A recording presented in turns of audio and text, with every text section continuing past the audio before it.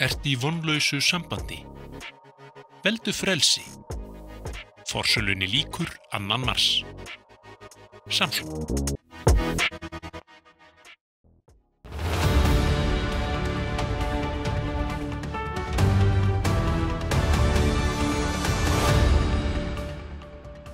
Komið þið sæl og velkomin í Spursmál. Í ár ekki hlaupár og þess vegna þetta síðasti dagur febrúarmánaðar, 28. febrúar. Og það nóg að taka í vikunni, bæði af innlendum og erlendum vettvangi. Aldrei nóg, segja mennirnir. Og við ætlum að taka ýmis mál fyrir. Stóra málið auðvitað landsfundur Sjálfstæðisflokksins sem verður settur síðar í dag. Bjarni Benediktsson, fráfarandi formaður, mun halda ræðu. Á morgun munu svo formans og varaformans frambjóðendur halda ræður sínar og á sunnudaginn kemur í ljós hverju munu leiða þennan næstu 100 ára gamla flokk, næstu 2 árin það bil.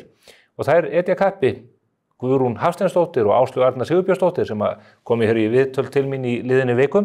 Þær eru á fullu að safna atkvæðum meðal þeirra 2200 einstaklinga sem hafa seturétt á fundinum. Við vitum ekkert hvernig þetta mun fara, en það dálítið áhugavert að rýna í tölur veðbankana. Epic Bet segir okkur til dæmis að stuðullinn á Áslaugu Örnu sé 1,7 og Guðrúnu 2,4. Hvað þetta segir vitum við raun og veru ekki, en Epic Bet var reyndar mjög nærri niðurstöðu kosninganna hér í vetur þegar við gengum til kosninga 30. nóvember. Svo varaformansslagur líka, þar etja kappi Jens Garðar Helgason og Diljá Mist Einarsdóttir. Þau eru að mælast hér með stuðlinn 1,82, þar að segja Jens Garðar að austan og Diljá Mist úr Reykjavík með 3,3. Það verður dálítið forvitnilegt að bera saman niðurstöðurnar á sunnudaginn við þessar tölur og allt þetta auðvitað óvísindalegt. En það eru fleiri mál. Við auðvitað fylgjumst með alþjóðamálunum andaktu. Við vitum ekkert hvað Donald Trump og liðið í kringum hann í Washington að hugsa, en þeir eru allavega að koma málum á hreyfingu í Úkraínu og vonandi að það finnist einhver leið til að koma á vopnahléi í landinu á milli Rússa og Úkraínumanna. Hér í lok þáttarins ætla ég að ræða við Albert Jónsson fyrir sendiherra sem var sendiherra bæði í Washington og í Rússlandi og ræða við hann það hvernig þessi mál horfi við honum einnig staðinn í NATO. En það aðeins friðvænlegra líka fyrir botni Miðjarðarhafs. Þar heldur vopnahléð þó að það sé mjög veikburða staða akkurat núna. En menn að velta fyrir sér hver næstu skref verða. Hamas-samtökin náðu völdum í upphafi aldarinnar á Gazasvæðinu og snéru þar við þróun sem hefði verið ágætt. Þar var byrjað að byggja upp, vísi að hótelþjónustu, strandsvæðum, enda þetta frábært svæði til slíks. En þetta breyst í einn stóran hrylling, bæði undir stjórn Hamas-samtakanna, en svo auðvitað líka eftir hinnar hræðilegu loftárásir Ísraela síðustu misserin. En Donald Trump, Elon Musk og þessir menn í Washington, þeir sjá hlutina með dálítið öðrum augum en við. Þeir settu til dæmis hreint ótrúlegt og fáránlegt myndband í loftið sem sýnir hugmyndir það hvernig Gazaströndin gæti litið út. Fylgist þið með.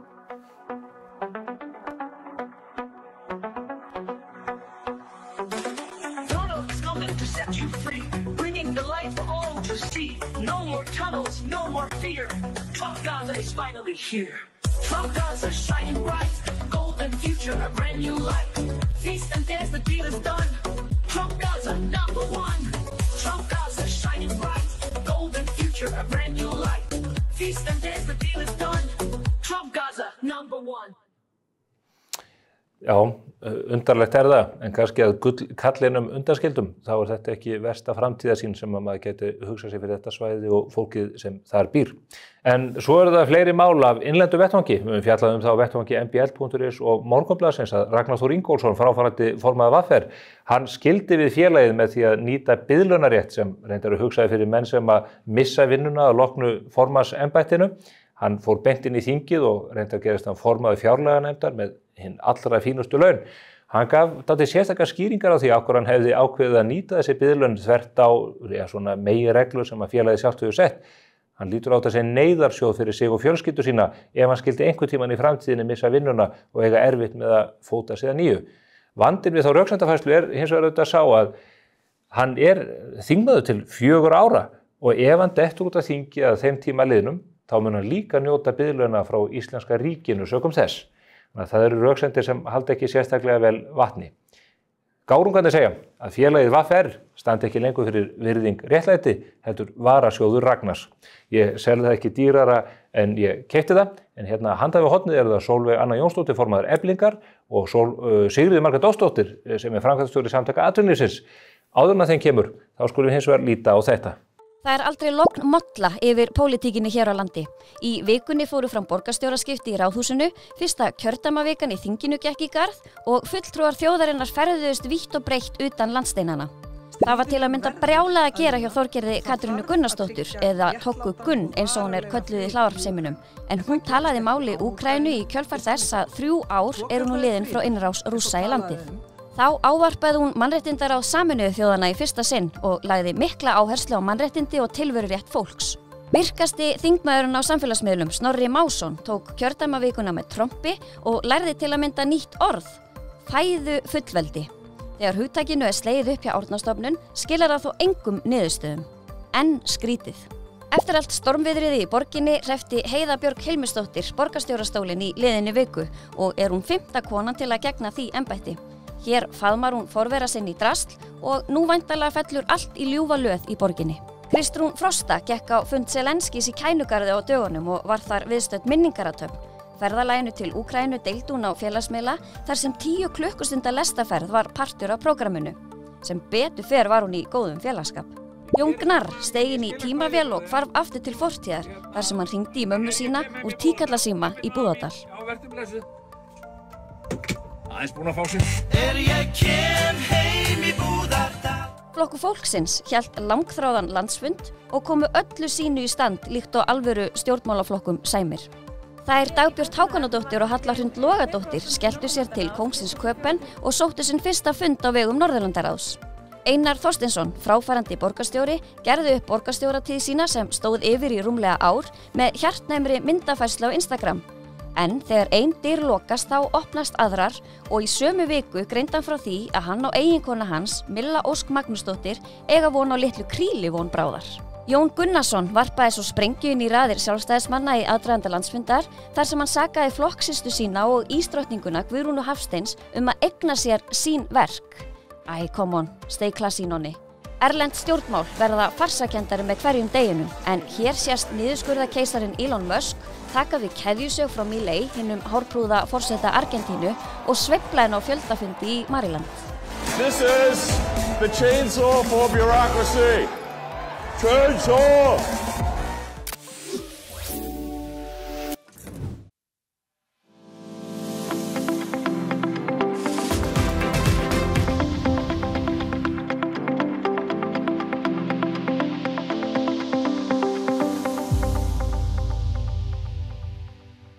Vantar þig bílavaraluti?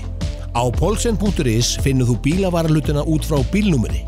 Velur viðeigandi varaluti og pantar. Við sendum all land. Polsen.is.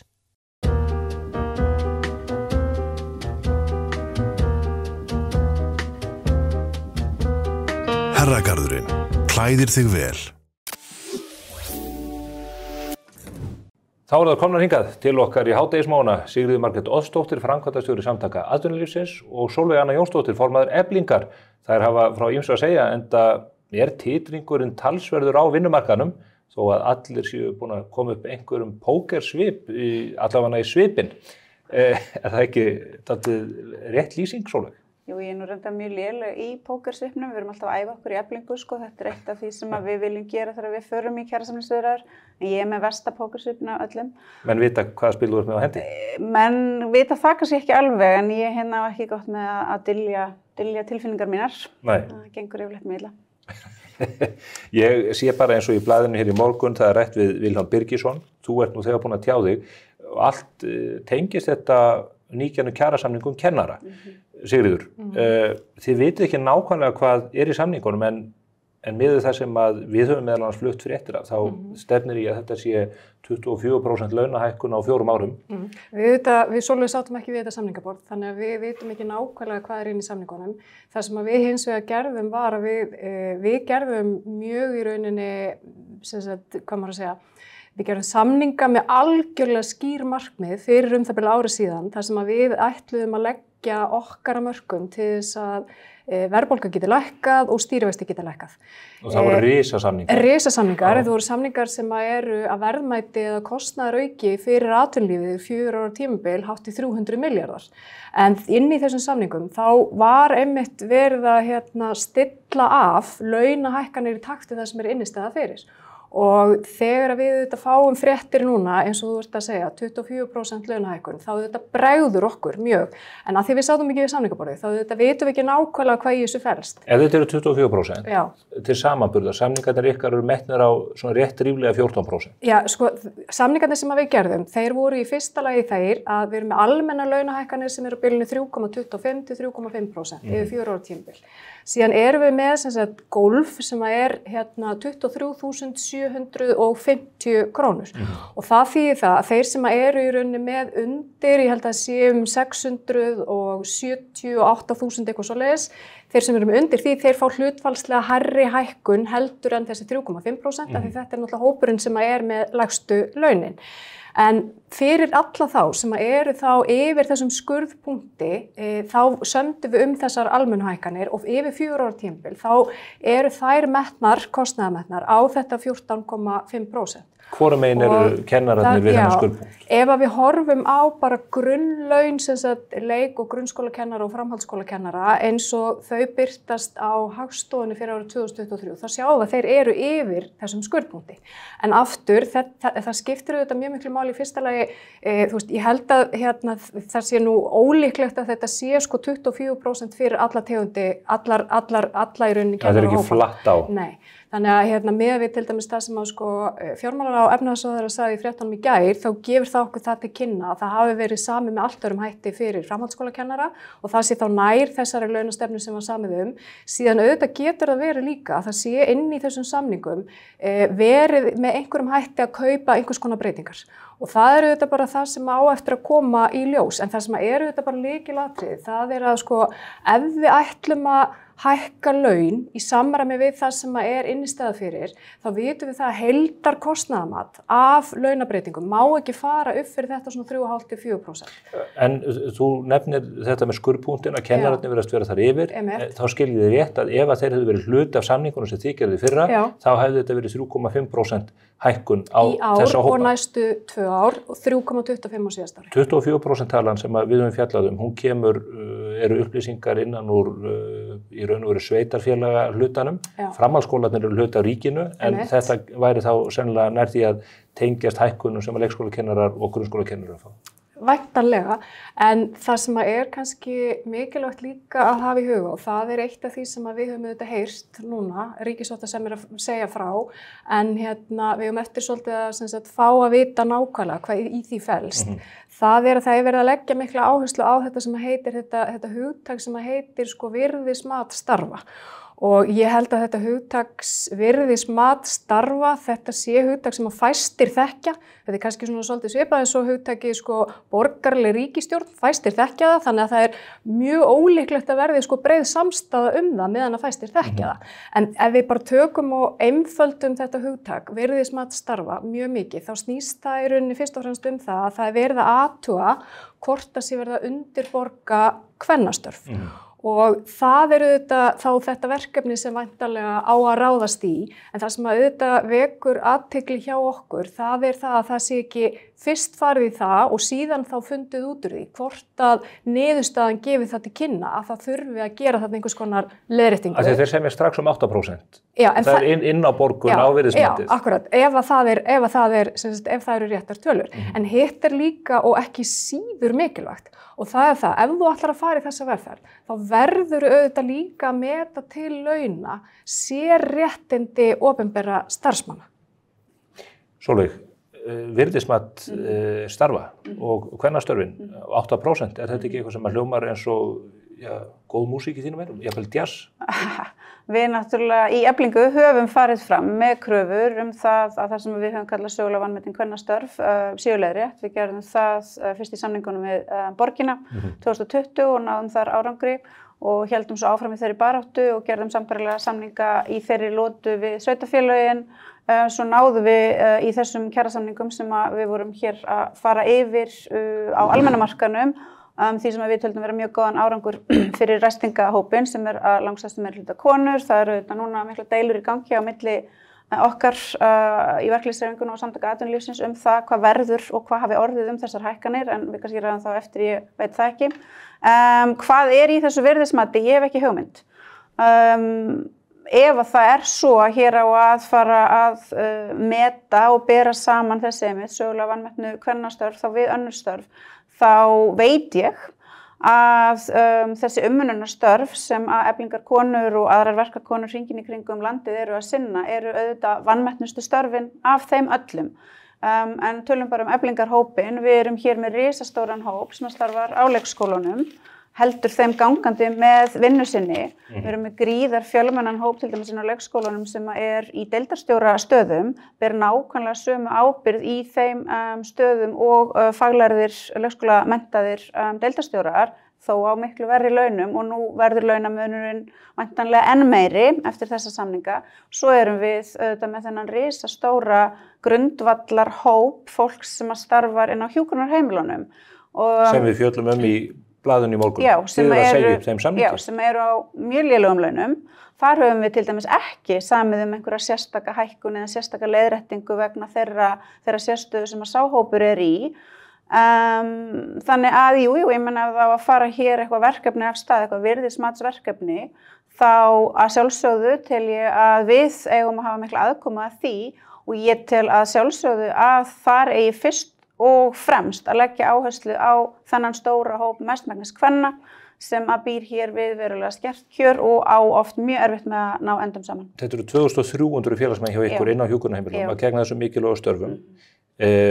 Og þú talar pókerfésið og mér finnst þú ekki mjög góð í því heldur í þessari frétt og þú segir nei þetta tengist ekki neitt og það kannski tilhjörun að þetta ber upp á sama tíma en þú ert að fara að setja þetta virðismat á borðið í þeim tilteknum samningum. Það þótt ótrúlegt megi virðast tilviljun að þetta að gerast á sama tíma en það værum við með einhvers konar þá við gætum þá mögulega galdrað sem við getum ekki þó við getum ýmislegt. Sumir halda því fram. Já, sumir halda því fram en það ekki þannig. Ef við hefðum getað látið þetta að læna svona, ef við hefðum getað ráðið því, svo þetta ekki. En þegar að þessi niðurstaða komin fram, þó það sé auðvitað rétt að við vitum ekki nákvæmlega hvað í þessum samningum sem að gerðir hafa verið við kennara af opinberum launagreiðendum, sem eru auðvitað stórir viðsemjendur við okkur, þá getum við ekki annað. Fyrst við erum komin í þessa stöðu að við getum ekki annað en sagt þessum samningum upp á hjúkrunarheimilunum og þá munum við augljóslega skoða mjög vandlega hvað kennararnir hafa verið að semja og þrátt fyrir að við höfum tilkynnt okkar viðsemjendum sem og fulltrúa embættis ríkissáttasemjara það að við munum halda okkur við þá kröfugerð sem að við útbyggum og héldum okkur við í öllum samningaviðræðunum, þá ætlum við að skoða hvað þessar hækkanir þýða og mögulega breyta launakröfunum okkar í samræmi við þá þessa nýju launastefnu sem að hér komin af stað. Vilhjálmur Birgisson, hann talar með sama hætti á forsíðu blaðsins í morgun, Sigríður, þegar þú horfir á þetta og við erum ekki að sykurhúða það neitt. Þessi samningar sem að þarna voru undirritaðir að setja hluti algjört upp. Það þetta algjörlega óþolandi að hið opinbera ætli sér að leiða launaþróun í þessu landi. Við áður en þessir kjarasamningar gerðir, en aftur með þá þeim fyrirvara að það þarf að anda í maga og átta sig á því nákvæmlega hvað það sem felst í þeim. En áður en þessir kjarasamningar gerðir, þá vorum við búin að ganga frá samningum við 85% cirka af íslenskum vinnumarkaði. Það var búið að ganga frá, akkurat, þetta stór hópur sem þarna undir. Við vorum búin að ganga frá kjarasamningum með þessi markmið sem hafa haft þau áhrif að þegar við vorum í viðræðunum á sínum tíma, þá vorum við með verðbólgu í kringum 8%, nokkrum mánuðum áður hafum við 10%. Við gerum þessa samninga með þessum hætti, fórum í þessa vegferð, erum sífellt búin að vera að minna á mikilvægi samningana, minna á í rauninni launastefnuna, minna bæði fyrirtæki á að vera samtaka í þessari vegferð, halda aftur af bæði launaskriði og verðhækkunum, minna hið opinbera á. Þetta hefur skilað okkur því að við erum núna komin með verðbólgu sem mælist 4,2%, 2,7% án húsnæðisliðarins. Verðbólguvæntingarnar hafa verið á leiðinni niður, stýrivextirnir eru byrjaðar að lækka, við erum komin á allt annan stað heldur en við vorum. Þannig að það að sko hið opinbera komi núna og ætla að fara fram með öðrum hætti, það verða að koma mjög sterk og skýr rök fyrir því af hverju það gert. En ef kostnaðarmatið svona, og sveitarfélögin tala þannig, bara eins og í viðtali dagmálum í Morgunblaðið sem Almar Guðmundsson og Ásdís Kristjánsdóttir koma, það stefnir í það að þetta séu 24% versus 14% sem þið sömduðum. Hið opinbera bara að ganga á bak orða sinna eftir alla halleluja samkomuna hér á síðast ári þegar þið genguð í eina sæng og ætluð að leysa hér efnahagsvanda þjóðarinnar til næstu 4-5 ára. Við höfum í Eflingu tilkynnt okkar viðsemjendum sem eru á opinbera markaðnum. Á fyrsta fundi þá það fyrsta sem við höfum sagt að Efling mun fylgja þeirri launastefnu sem var samið. Það hefur alltaf verið 100% á hreinu, svo höfum við sett orkuna í það að leysa úr hinum ýmsu vandamálum sem að plaga vinnustæði Eflingar fólks. Sérlausnum. Þannig að við höfum verið 100% heiðarlega með þetta og við höfum 100% fylgt þessari launastefnu sem að við auðvitað tókum þátt í að móta. Ef við skoðum þær hækkanir sem að til dæmis félagsfólk Eflingar sem starfar á hjúkrunarheimilunum myndi hafa fengið í þessum 4 ára samningi sem að við höfum nú tilkynnt að við munum segja upp, þá hafa það verið svona ríflega 18% hækkun. Og jafnvel þó að við séum hér ekki búin að sjá allt sem í þessum kennarasamningi, þá vitum við samt auðvitað að þarna verið að semja eitthvað miklu meira en það. Ef við skoðum hvað við sömdum við Reykjavíkurborg, þá vorum við að semja á 4 ára tímabili svona 16,5% upp í rétt ríflega 18%. Þannig að aftur augljóst að borgin búin að semja miklu meira við þennan útvalda hóp og það áhugavert fyrir okkur í Eflingu að svona fylgjast með og greina þær kröfur sem að kennaraforystan hefur sett fram og sem hafa verið í umræðinni. Fyrst var talað það að það þyrfti að leiðrétta eitthvað samkomulag eða standa við eitthvað samkomulag sem að gert hafi verið árið 2016 í samningum og það verður þá komin tími til þess að gera það akkurat núna. Nú svo talað það í kjölfar undirritunar þessara kjarasamninga að þetta sé hópur sem hafi bara launalega almennt setið eftir, þannig að þarna greinilega hægt að koma fram með svona ýmsar ástæður fyrir því af hverju þarna eigi að semja hærri laun.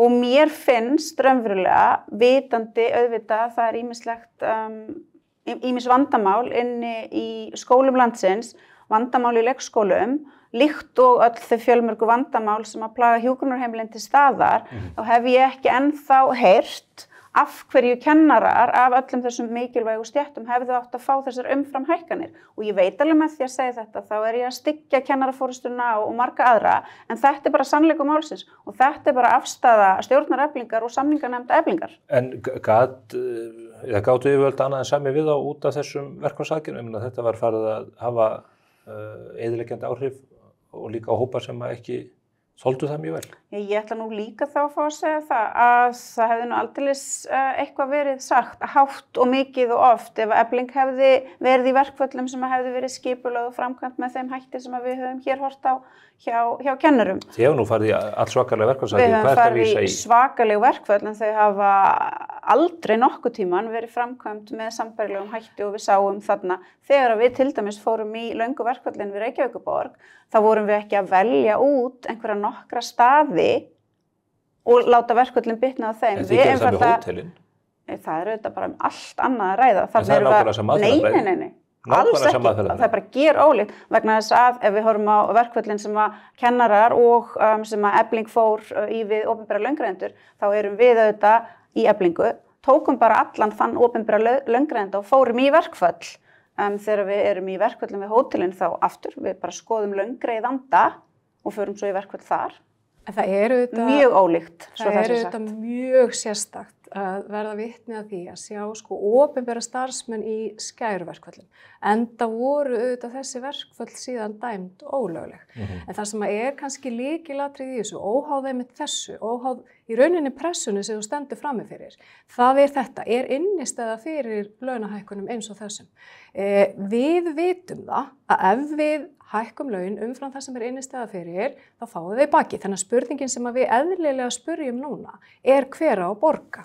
Vegna þess að það að ætla að tala það að ná sko efnahagslegum stöðuleika, það tómt mál ef þú nærði ekki tökum á launaþróun í landinu. En Ásdís Kristjánsdóttir, bæjarstjóri Kópavogi, búin að svara þessu. Já, hún eitt af stærstu sveitarfélögum landsins, hún segir það bara óhjákvæmilegt að hér verði farið í annars vegar gjaldskrárhækkanir og hins vegar hagræðingu sem að þýðir þá væntanlega kaupmáttarrýrnun og fækkun starfa. Já, svo skulum við þá líka, fyrst að það farið að halda þessu fram fullum fetum, þá skulum við líka rifja það upp að forsendu ákvæðin í kjarasamningum snúast ekki aðeins það að verðbólgan verði komin visst niður, heldur líka það að stjórnvöld og sveitarfélögin stilli öllum gjaldskrárhækkunum í hóf. Þannig að fólk nú aðeins að fara varlega þarna vegna þess að valla vilja sveitarfélögin eftir að hafa samið þessa ríflegu umframhækkun til kennara verða svo líka að valda því að kjarasamningarnir á almenna markanum komist í uppnám af því að þeir fara í einhverja massívar gjaldskrárhækkanir. En stóri samningurinn sem að þið undirrituð fyrir, hann til endurskoðunar í september. Eitthvað í samningunum sem slíkum ef að landið liggur eins og við teljum sem gefur tilefni til þess að segja þeim upp þá? Eru einhver verkfæri til þess að hleypa því Já, til dæmis eins og ég var hér að segja, ef að núna skellur á með einhverjum gjaldskrárhækkunum. Þeir fara nú að það ekki gjaldskrárhækkanir fyrir áramótin. En ef að þessi tilkynning þegar komin fram og við sjáum fram á að svo verði, þá þetta ekki eina endurskoðunar tímabilið sem að við erum núna að fara inn í. Það verða aftur endurskoðunar tímabil og aftur það bara algjörlega skýrt af okkar hálfu í verkalýðshreyfingunni að þetta snýst ekki aðeins það að þessum stóru markmiðum í kjarasamningnum verði náð sem að verðbólgan fari niður og lífskjör okkar allra batni við það, heldur líka það að stjórnvöld og sveitarfélögin standi við gefin loforð, enda það svo að Efling og mér treysti mig til þess að fullyrða aðrir sem að voru með okkur í breiðfylkingunni hefðu aldrei getað fallist á að skrifa undir svona hóflegar launahækkanir nema vegna þess að ríkið kom að borðinu með nægilega myndarlegum hætti sem að gera það verkum að við gátum fallist á þetta. Það voru 20 milljarðar millifærslur. 80 milljarðar á 4 ára tímabili það bil. Og fólk þarf að standa við það. Jafnframt var því lofað að gjaldskrárhækkanir hjá sveitarfélögunum yrðu innan vissra marka. Voruð þið ekki bara látin hlaupa 1. apríl fyrra? Við? Já, miðað það hvernig sveitarfélögin og ríkið... Ég held að það hafi bara komið upp eitthvað panikástand hjá viðsemjendum kennara. Ég held að nýr borgarstjórnar meirihluti og ný ríkisstjórn hafi ekki treyst sér til þess að gera annað, heldur en að fallast á kröfur kennara. Og að vissu leyti getur maður haft skilning á því.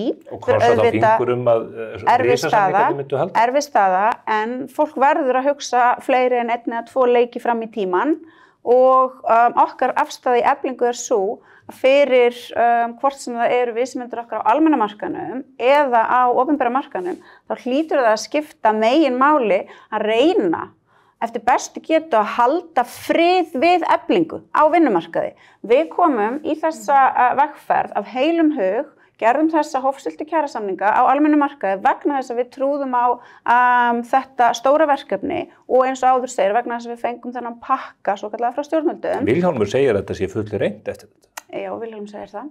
Það bara getur vel verið að svo sé.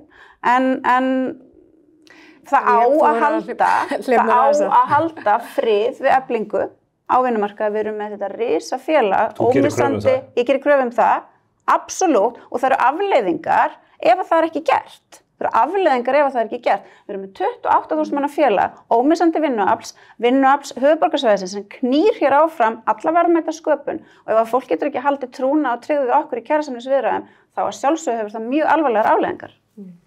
Fyrsta sem ég langar til þess að segja, það auðvitað það að ég held að segja að það afar ólíklegt að í september á þessu ári að það komi til þess að forsendur í þessum kjarasamningum ekki haldi. Varðandi það að þessi fullri, þá aftur minni ég á ávinningin af þó því sem að við höfum áorkað hingað til. Það hins vegar þessi tímapunktur akkurat núna, þegar að þið opinber að stíga fram með þessum hætti sem að truflar okkur. Og það ekki bara út af kjarasamningum á almenna vinnumarkaðnum, heldur það líka út af ríkisfjármálunum og út af fjármálum opinbera, eða út af fjármálum sveitarfélaga. Ef við horfum til dæmis bara á ríkisfjármálin akkurat núna, þar sem að nýbúið að kalla eftir hagræðingatillögum og við skilum inn hjá Samtökum atvinnulífsins mjög ítarlegum hagræðingatillögum til ríkisins, þá vitum við það að hátt í helmingurinn af útgjöldum ríkisins eru annars vegar launakostnaður og hins vegar framlög til almannatrygginga sem á núna að tengja við launavísitölu, þannig að það skiptir öllu máli með hvaða hætti laun þróast í landinu ef við ætlum að ná efnahagslegum stöðugleika. Ég tek undir með þessum Sólveig Anna sagði áðan, ég held þegar maður horfir yfir svona þróunina í þessum viðræðum, þá virðist vera sem það hafi einhver svona pólitískur titringur eða byrjenda mistök eða hvað svo sem það haft umtalsverð áhrif þarna. Vegna þess að stjórnmálamenn eiga auðvitað ekki að skipta sér af kjaraviðræðum á viðkvæmum tímapunkti. Og við sáum bæði yfirlýsingar frá menntamálaráðherra, við sáum líka yfirlýsingar frá formanni Sambands íslenskra sveitarfélaga það að það væri ekki útilokað að Reykjavík myndi draga sig úr samstarfinu og svo sáum við líka yfirlýsingar frá ríkisstjórninni þegar að ríkissáttasemjari leggur fram tillögu þegar við höfum áhyggjur af þeirri tillögu sem okkur varst vera að há sem var þó lægri heldur en svo sem að endanum var samþykkt. Þannig að það svona kannski kjarni málsins en þess vegna bara alveg gríðarlega mikilvægt að horfa á þetta núna og læra af í rauninni þá þessum mistökum og leiðrétta kúrsinn. Við höfum tíma til þess, við eigum eftir að fá frekari upplýsingar nákvæmlega í hverju þessi samningar felast. En stéttabaráttan pólitísk, segir þú Sólveig? Hún auðvitað hápólitísk. En þá nokkuð að því að Ásthildur Lóa og aðrir ráðherrar séu með puttan í þessu? Ég veit ekki nákvæmlega hvað þar átti sér stað, en mér finnst ekki við hæfi að ráðherra komi ef að það það sem að gerðist og fari inn í eina tiltekna kjaradeilu til þess að leysa málin þar. Ef að ráðherra ætlar að koma og hafa afskipti af eða taka þátt í kjaraviðræðum, þá þarf auðvitað bara eitt yfir alla að ganga þar og við skulum heldur ekki gleyma því að ríkisstjórnin sem áður sat hafði pólitískt hugrekki til þess að koma að kjarasamningsborðinu með þeim hætti sem að dugði til þess að við gátum undirrita kjarasamninga sem að fóru svo í atkvæðagreiðslu hjá vinnandi fólki allt land, allstaðar samþykktir, hjá Eflingu var mikil þáttaka miðað við aðra kjarasamningskostningar á almenna markaðnum, afgerandi niðurstaða að fólk samþykkti þessa kjarasamninga, þannig að auðvitað trúi ég á mátt stjórnmálanna til þess að hafa aðkomu að því að skipta sér af því hvernig kökunni skipt hér, en aftur það gengur ekki að einn ráðherra fari og skipti sér af einhverju einni deilu vegna þess að þar sé hans eða hennar bakland háværast. Það auðvitað hennar stétt, Ásthildur Lóa kemur úr kennarastéttinni og ég held að trúið ekki nokkuð maður að þessi auðmingjas skrifstofustjóri í menntamálaráðuneytinu hafi álpast fyrir eigin ramleik inn á skrifstofu hjá Ástráði Haraldsinni. Svona afskipti einstakra stjórnmálamanna að stíga inn í kjaraviðræður á viðkvæmum tímapunkti fyrir utan það að þú veist þetta náttúrulega arfaslög samningatækni. Arfaslög.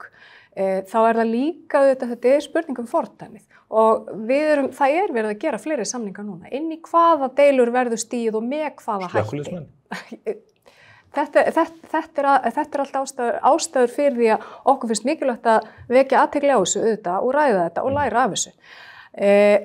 Já, þannig að það svolítið staðan eins og hún en aðeins bara ég verð að fá að koma inn á það því að og ég veit að ég ekki að segja neitt sem að kemur viðsemjanda mínum hér við hliðina mér Sólveig Önnu á óvart. En varðandi aðkomu stjórnvalda að kjarasamningum, þá skiptir auðvitað, og þetta er einhver hefð sem hefur myndast á Íslandi. Stjórnmálamenn koma að og hafa komið að kjarasamningum, ef við horfum alveg aftur til ársins 1990 með mjög fjölþættum aðgerðum í hvert sinn.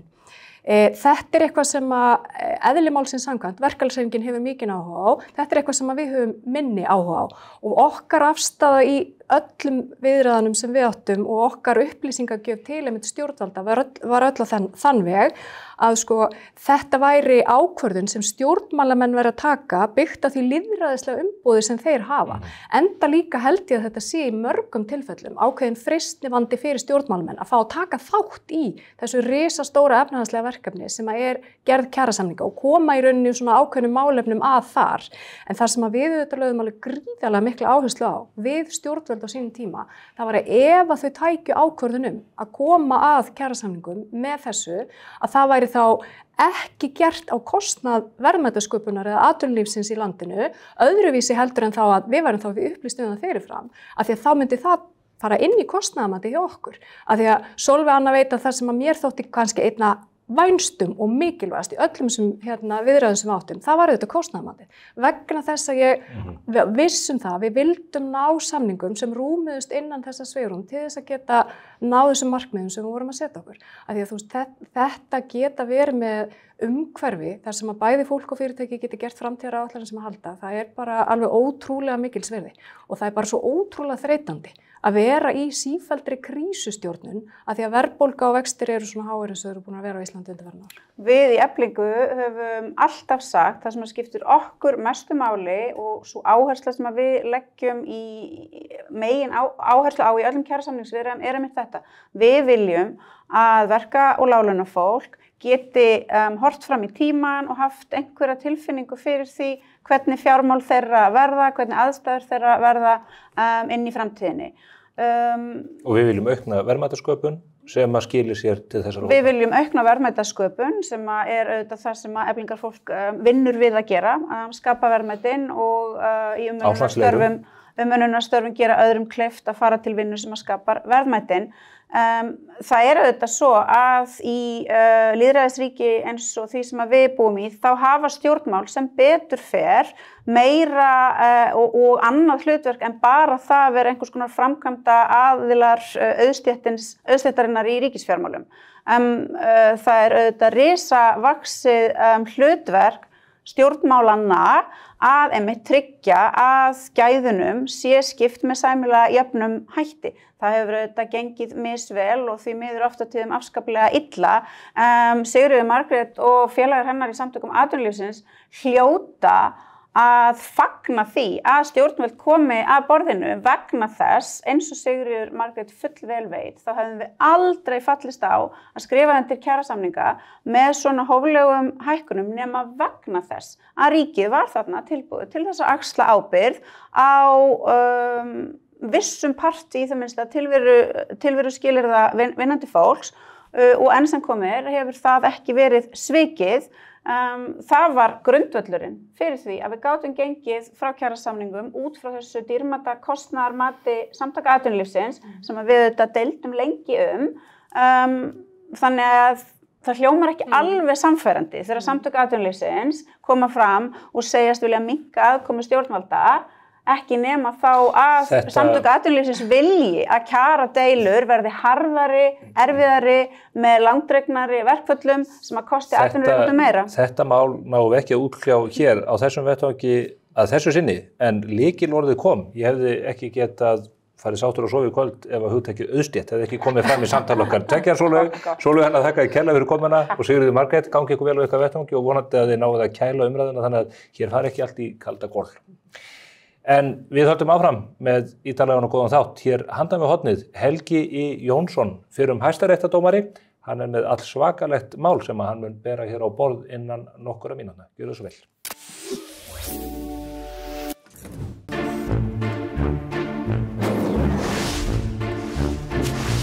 Hvern langar þig að hitta í dag?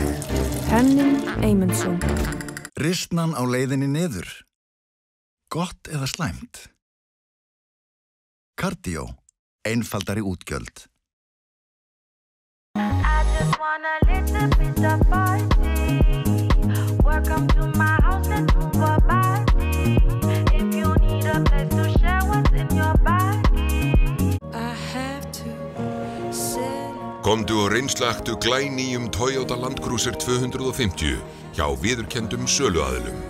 Toyota. Förum lengra.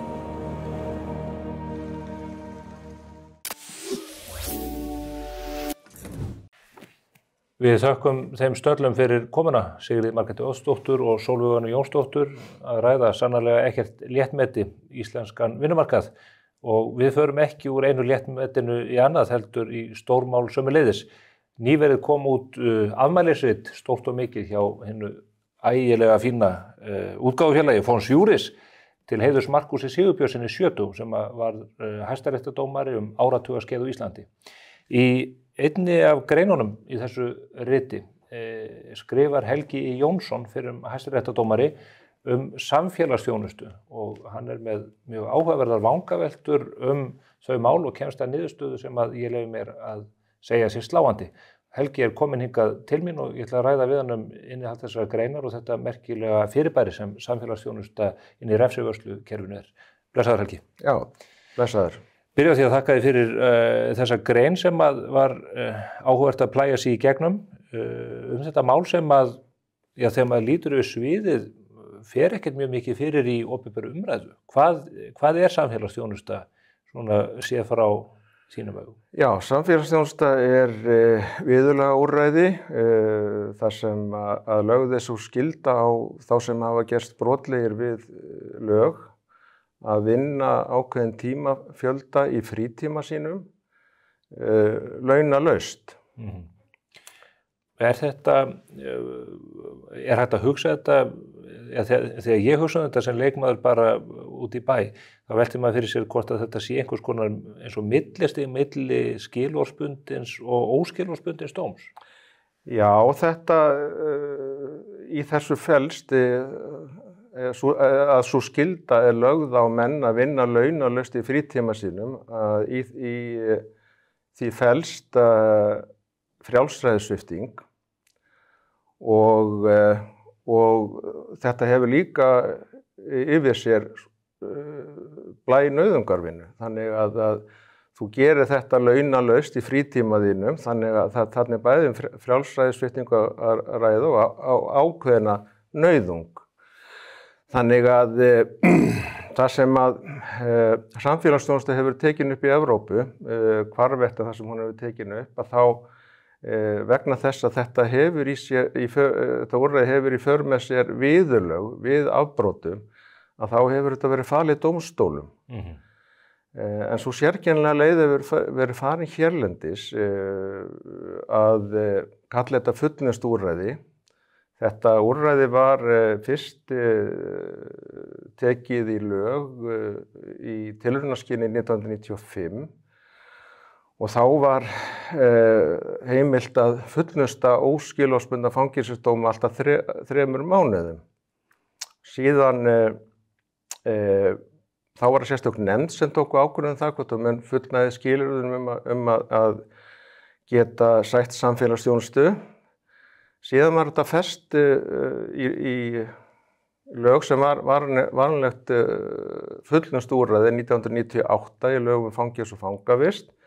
Þá var þetta þessi heimild hækkuð í 6 mánuði. 2005 var hún hækkuð í 9 mánuði, 2016 í 12 mánuði og svo 2021 í 24 mánuði eða 2 ár. Þannig að nú síðan var það framlengt 2024 til 2027, 1. júlí 2027. Þannig að Fangelsismálastofnun hefur heimild til þess að setja menn sem hafa sætt alltaf 2 ára fangelsi, óskilorðsbundið fangelsi í samfélagsþjónustu. Og þar með í raun breyta niðurstöðu dómsorðs frá dómstólum. Í þessu felst að áhrif dómsorðs eru algjörlega afmáð og í mínum huga önnur og mun vægari refsing ákveðin, en það sem líka í þessu það að dómstólum ekki gert kleift að beita þessu úrræði í sínu rétta formi sem ég tel að þetta sé viðurlagaúrræði. Þannig að Fangelsismálastofnun, eftir því sem ég skil best, að þá þeir sem hafa verið dæmdir í 2 ára óskilorðsbundnu fangelsi, þeir geta sótt það að fá þessa leið, sé fallist á það að þá sleppa menn auðvitað undan því að fara inn í fangaklefa. En það ekkert sem að gerir dómendum og þér á sínum tíma þá kleift að horfa á mál og segja hér maður sem hefur brotið af sér, það verður skuldað 3 eða 6 mánaða fangelsi og það ekki hægt að segja annarkvort fangelsi eða samfélagsþjónustu. Þetta náttúrulega mjög bagalegt að dómar eiga bara ekki kost á að beita þessu úrræði og menn náttúrulega standa eða frammi fyrir því að hefði dómstólum verið kleift að beita þessu úrræði þá hefði þeir dæmt menn í samfélagsþjónustu en ekki óskilorðsbundið fangelsi. Í mörgum málum sem málum og það allir sammála það að samfélagsþjónusta í sjálfu sér hefur hvarvetna sem hún hefur verið tekin upp gefist mjög vel og þetta mjög gott úrræði, sérstaklega hentar þetta í mínum huga gagnvart á ungum afbrotamönnum sem að hafa þá eitthvað misti í sig og fengið skilorðsdóm, síðan sér maður það að þessi menn eru á réttri leið og í staðinn fyrir að dæma þá í óskilorðsbundið fangelsi þá náttúrulega miklu eðlilegra að dæma þá í samfélagsþjónustu. En þetta þegar maður skoðar söguna sem þú rekur ágætlega í greininni, allt til þess að þegar þetta tekið upp í Englandi og síðan á Norðurlöndum og víðar, að þá hugmyndin kannski ekki sprottin upp fyrst og fremst til þess að koma með betrunarúrræði. Þetta einfaldlega vegna þess að fangelsismála yfirvöld eru í stökustu vandræðum með að fullnusta refsi ákvarðan dómstólana. Já, þetta var náttúrulega vegna þess að þetta úrræði var tekið í skoðanu vegna þess að fangelsismálin voru yfirfull og þetta var talið henta mjög vel til þess að svo margir þyrftu ekki að sæta fangelsisvist og en það fór fram til dæmis í Englandi það sem að upphafið að rekja til gríðarleg vinna og það var fjöldi úrræða sem kom til skoðunar en þetta var talið það besta og þeir heimiluðu þetta englendingarnir í tilraunaskyni hjá nokkrum dómstólum, þetta gafst mjög vel og svo til að gera langa sögu stutt að þá var þetta lögtekið í Englandi og Wales 1975. Danir síðan fór í framhaldinu að taka þetta til skoðunar hjá sér. Gríðarlega mikið vinna sem fór fram í Danmörku þetta úrræði og mikla skýrslur gefnar út og Noreg tók svo við og samfélagsþjónusta var leidd í lög sem viðurlaga úrræði í þessum löndum 1991 og 1992. Þannig en það hefur engum dottið í hug, ekki held ég einu einasta löggjafarþingi að telja samfélagsþjónustu vera fullnustuúrræði. Já, það að segja verkfæri fyrir framkvæmdavaldið. Verkfæri fyrir framkvæmdavaldið og þannig að þetta svona grundvallaratriði í mínum huga að þessu viðurlagaúrræði sé beitt á dómstólum en ekki ákveðið með einföldum hætti eins og ég tel að hafi verið gert hér að skilgreinda sem fullnustu úrræði bara með einu pennastriki og ekkert farið út í það hvort að það sé eitthvað óeðlilegt við þetta eða hvort að þetta komi eitthvað í veg fyrir það að dómstólar geti gegnt hlutverki sínu í refsivörslukerfinu. Þú ert að velta þessu upp í tengslu við þrígreiningu ríkisvaldsins. Það eins og að löggjafinn hafi falið stofnun innan framkvæmdarvaldsins að gjörbreyta niðurstöðu dómstóla. Já. Án þess að dómstólar hafi nokkuð það að segja eða geti hlutast til það. Já. Gengur þetta þá í berhögg við ákvæði stjórnarskrárinnar þessa þrígreiningu? Já, í mínum huga það alveg skýrt að þetta gengur í berhögg við stjórnarskrárinnar vegna aðskilnaðar dómsvalds og framkvæmdarvalds áður en að þetta úrræði samfélagsþjónusta var tekin upp sem fullnustuúrræði, þá var það hlutverk fangelsismálastofnunar að fullnusta dóma dómsvaldsins en ekki að breyta þeim og ákveða önnur viðurlög en dómstólar hefðu gert. Þetta á líka við og þá vararefsing dómstólsgerð eða sem sagt, þá ákvörðun dómstóls refsingu gerða vararefsingu. Þetta á líka við fésektir, þar sem getur verið himinháa sektir að ræða, þar sem ef maður greiðir ekki sekt innan ákveðins tíma að þá sem sagt á hann að fara í fangelsi alltaf 1 ári. En í staðinn getur bara tekið þessa háu fésektu út með einhverjum dagafjöldi samfélagsþjónustu á, ég myndi segja gríðarlega góðu kaupi. Já, myndi standast alla kjarasamninga. Já. En annað sem að maður nýtur það í þessu sögulega tilliti England, Danmörk, Noreg og fleiri, og þessi vandræði með það að menn eru með yfirfullt fangelsi. Hér byrja menn á þessum 3 mánaða ramma og manni bregður þegar að þú virðist hafa leitað af þér vafa með það að það verður heldur einhver þjóðríki dottið í hug að yfirfæra samfélagsþjónustuna á langa dóma. Nei. Maður hefur séð dæmið þarna 6-9 mánuði jafnvel upp í ár, en þarna frá 2021 búið að tvöfalda þá lengt. Já. Ég skrifaði grein þarna í tímarit lögfræðingur 1998. Þar sem ég komst að þeirri niðurstöðu að þetta væri mjög þægilegt fyrir fangelsisyfirvöld að hafa þetta allt í hendi sér og bara eftir því hvernig stæði á fjölda manna sem biðu eftir afplánun, óskilorðsbundinni dómöku, að það væri mjög gott að til þess að fækka mönnum á biðlistanum að þá væri bara mjög haganlegt að láta á senda samfélagsþjónustu og stytta þannig boðunarlistana. Og ég segi bara að þetta hefur raungerst í framkvæmd vegna þess að fyrst voru þetta 3 mánuðir, síðan 6 mánuðir, svo 12 mánuðir og komið upp í 24 mánuðir. Þannig að þessi kenning mín sem var sett fram 1998, hún hefur í reynd raungerst. Nú hefur þú verið í þeirri stöðu sem fæstum falið að dæma menn í fangelsi og jafnvel til langra fangelsvistar. Finnst þér þetta of víðtæk heimild, þar sé að finnst þér að samfélagsþjónustu úrræðið eigi ekki að ná yfir glæpi sem kalla á 2 ára refsingu? Það er 20 í þessu. Í mínum huga snýst þetta annars vegar prinsippið að dómstólar eigi að hafa þetta úrræði að dæma menn í samfélagsþjónustu í stað þess að dæma þá í óskilorðsbundið fangelsi ef að það þykir hæfa. Svo í öðru lagi þá þetta líka ef við sleppum prinsippinu og förum út í alvarleika brota þá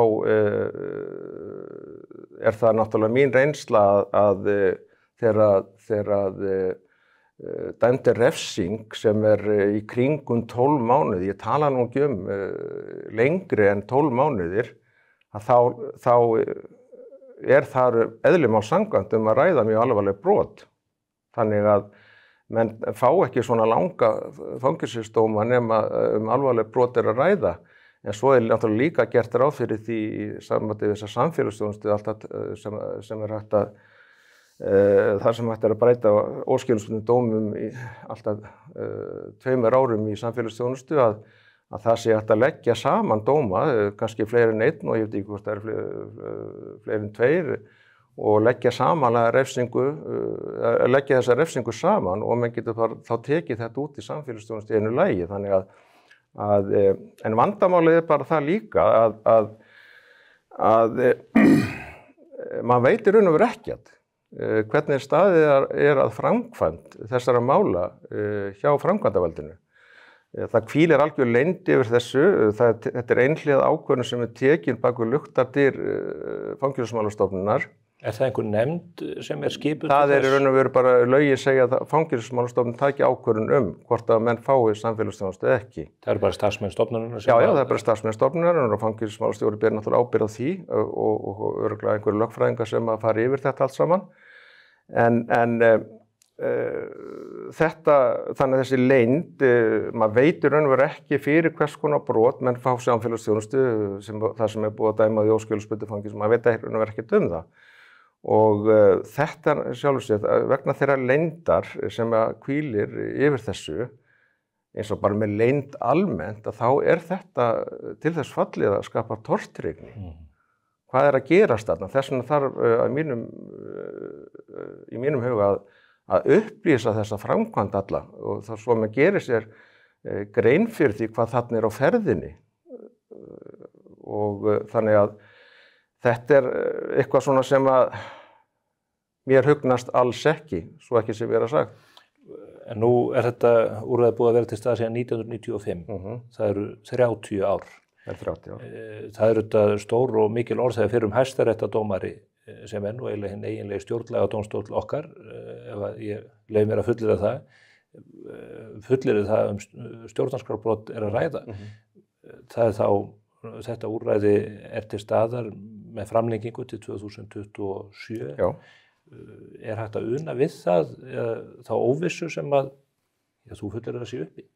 Nei, ég tel svo ekki verið, ég tel náttúrulega að það hefði náttúrulega aldrei hægt að taka þetta upp í því formi sem að gert var hérlendis og því betra, því fyrr sem þessu fyrirkomulega breytt á réttan veg eins og ég tel að hann eigi að vera, því betra þeim betra. Og það vakti nú sérstaka athygli mér þegar ég fór nú aðeins að skoða þetta og við ræddum saman að í þessu síðasta frumvarpi sem varð að lögunum núna 2024 þar sem að þessi heimild hækkuð upp í 2 ára óskilorðsbundið fangelsi að sæta samfélagsþjónustu, að þar tekið sérstaklega fram í athugasemdum að þetta fyrirkomulag, alltaf 2 ára óskilorðsbundið fangelsi, að það gefi ekki tilefni til að skoða sérstaklega samræmi við stjórnarskrá. Og þetta vakti nú sérstaklega athygli mína vegna þess að ég til þetta brjóti bága við aðra grein stjórnarskrárinnar aðskilað dómsvalds og framkvæmdarvalds. Líka sérstaklega menn þurfi að taka það sérstaklega fram. Já, þetta í mitt og að mínum mati þetta alrangt, að þetta þarf alveg sérstaklega að skoða og breyta í mínum huga.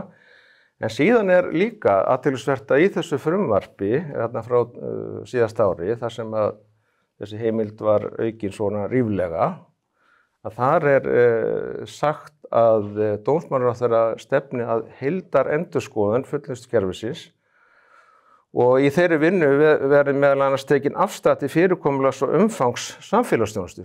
Og þetta náttúrulega gleður mig að sjá að ég líti á að þarna ég að fara fram heildarendurskoðun á þessum málum. En það inn í langri framtíð og þangað til verða margir sem að munu fá þessa... Já, en ég bara legg áherslu á það að þessari vinnu verið hraðað og þessu fyrirkomulagi breytt í eðlilegt form. Eitt að löggjafinn tækja sér rögg og ef hann sammálaður og breytið þessu. Hitt það að ef að lög ganga í berhögg eða brjóta í bága við stjórnarskrá, þá höfum við dómstólana til þess að kveða kveða upp úr það. Engin leið að fá þetta tekið fyrir hjá dómstólunum þannig að það sé hægt að taka afstöðu til þeirra laga sem að þó eru í þinginu eða hafa komið frá þinginu?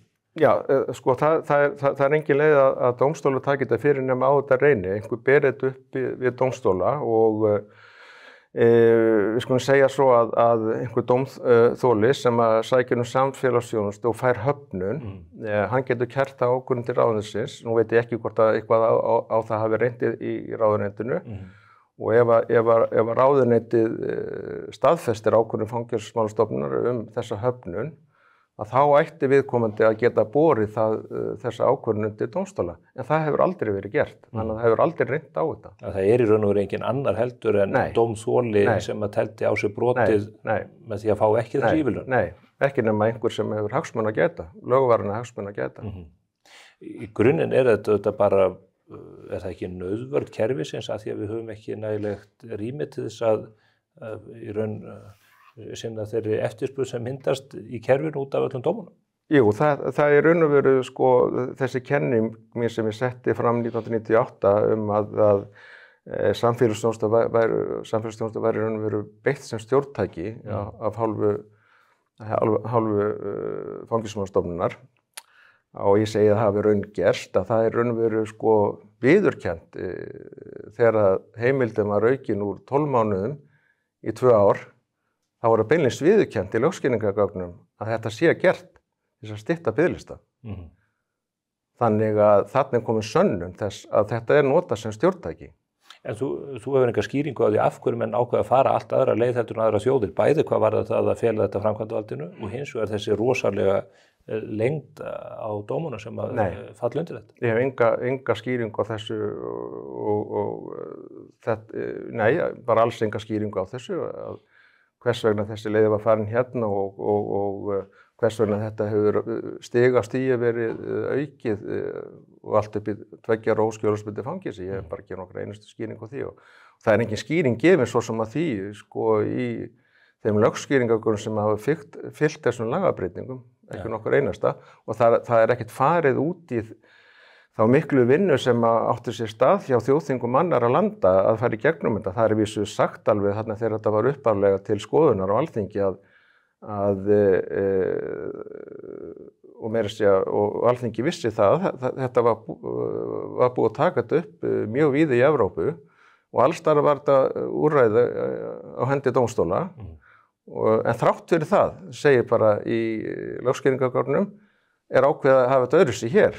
Við erum kannski snjallar en aðra þjóðir, það getur vel verið að svo sé en ég efast um það. Já. Það alltént afskaplega athyglisvert að fara í gegnum þessa grein hér í afmælisriti Markúsar Sigurbjörnssonar Helgi og þakka þér fyrir að mæta hér til mín og ræða þetta við mig. Ég mun fylgja þess eftir og ræða við dómsmálaráðherra því ég næ samtali við hana eða aðra ráðherra ríkisstjórnarinnar sem að verða stoltið tregið til að setjast í þennan stól sem að þú ert í þennan daginn. Takk fyrir komuna. Takk fyrir mig. Ég mun heyra í Þorbjörgu Sigríði Gunnarsdóttur og knýja svara þetta og við munum fylgja þessu máli eftir. Það eru auðvitað stórtíðindi þegar fyrrum dómari við Hæstarétt segir að löggjöfin okkar stangist á við sjálfa stjórnarskrána. En við erum ekki alveg hægt í dag. Það eru ekki bara stórtíðindi úr íslenskri lögfræði og íslensku vinnumarkaði. Það leikur alltaf reiðiskjálfi í Evrópu, Asíu og Bandaríkjunum vegna öryggismála, öryggisógna og stríðandi fylkinga vítt og breytt heiminn. Albert Jónsson, fyrrum sendiherra, hefur komið víða við þegar kemur að þessum málum og við ætlum að ræða hér saman næstu mínúturnar það hvað Donald Trump hyggst fyrir, hvernig hann sér fyrir sér úrlausn deilunar í Úkraínu og margt fleira. Fylgist þið með. Vá, þetta lítur vel út. Ok, allt að gerast hérna, þetta orðið alveg ótrúlega. Næs. Erum við ekki með ógeðslega hratt internet? Stórframleiða útbreitt farsímakerfi? Þetta að vera hjá símanum! Bara næs. Kveikja á öllu, brettu berma, koma svo. Upp á tærnar, halda fókus núna. Þetta ekki skemmtistaður, það fullt af fólki að stóla á okkur. Því að hafa allt á einum stað bara svo næs. Hraði, skemmtun og þjónusta. Þú getur meira með símanum. Ímyndaðu þér heim þar sem eru engar hindranir og engin takmörk. Opnaðu á alla möguleika með alrafmögnuðum Kia EV9. Askja.